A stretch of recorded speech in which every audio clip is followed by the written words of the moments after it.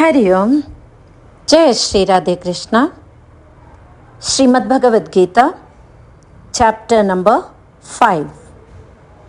Chapter 5 of the Bhagavad Gita presents a transformation guide to achieving spiritual enlightenment through selfless action and renunciation, hence named as Karma Sannyasa Yoga. Its teaching illuminate the path towards living a life detached from material desires while fulfilling our earthly responsibilities. Confused by Sri Krishna's emphasis on knowledge in the 4th chapter, and especially by his concluding call to fight with the metaphorical sword of knowledge, Arjuna asks Sri Krishna about his differing guidelines. First, renunciation of action, then work selflessly among these, which would be the best for long-term welfare. In the opening shloka of this chapter, Arjuna asks Sri Krishna to advise him conclusively as to which is better of the two, the path of action or the path of renunciation.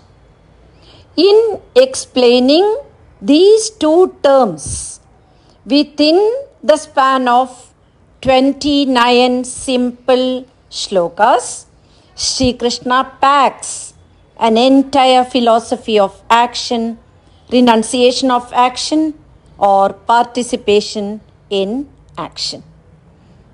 To Arjuna, action meant ritualism and renunciation meant a total retirement from everything and running away to a place of solitude.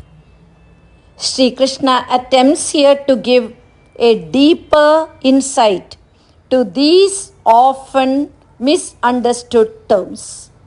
He says we can choose either of the two paths as both lead to the same destination. However, he explains that the renunciation of actions, that is Sannyasa Yoga, is rather challenging and can only be performed flawlessly by those whose minds are adequately pure. Purification of the mind can be achieved only by working in devotion. Therefore, Karma Yoga is a more appropriate path for the majority of mankind. Sri Krishna clarifies the doubt of Arjuna by explaining the 3 distinct stages of spiritual growth. A seeker embarking on his spiritual journey with desires or vasanas is termed as yogi. Through Karma Yoga, the path of action, having practiced the yajnas prescribed in the preceding chapter and gained wisdom, a seeker sheds his vasanas or desires and develops a dispassion for the world. He enters into a state of renunciation, an essential prerequisite for practicing meditation. So this chapter deals with both action and knowledge and is therefore a link between Karma Yoga and pure meditation. Through Karma Yoga, the path of action, the yogi sheds bulk of his vasanas. As he does so, he becomes dispassionate towards the world and becomes an ascetic, a sannyasi. Just as a lotus leaf that floats on water does not get wet, he remains unaffected by sin. He is aware that the soul resides within the body, that is like a city with 9 gates. A sannyasi following the path of knowledge practices contemplation and meditation until he reaches the ultimate state of realization to become a jnani, an enlightened soul. Sri Krishna reiterates a karma yogi has to plow through karma yoga, the path of action, to be fit for meditation. He underscores the importance of action before plunging into meditation. A sannyasi has already divested himself of the bulk of his desires and is ready for contemplation and meditation. The above 3 types of individuals, karma yogi, sannyasi and jnani, relate differently to action.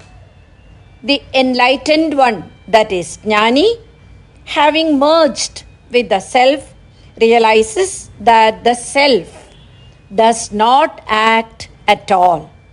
In and through all actions, external and internal, the jnani remains a silent witness while the senses contact the sense objects. The sannyasi, in a state of dispassion, dedicates all his acts to Brahman. He acts without any attachment. Consequently, his actions are not sinful and do not leave a residue of vasanas or desires. The karma yogi, the one at the beginning of the spiritual journey, detaches himself from worldly entanglements and directs all his physical, mental and intellectual activities towards his own purification. So Sri Krishna describes Karma Sannyasa Yoga in this chapter, and the chapter is rightly named Karma Sannyasa Yoga or Path of Renunciation. He says that the Karma Sannyasis control their mind, intellect and senses by performing several austerities. By shutting out all their thoughts of external pleasures or sorrows, they become free from fear, desire and anger. As all their austerities are done as a devotion to God, they attain long-lasting peace. Hari Om, Jai Shri Radhe Krishna.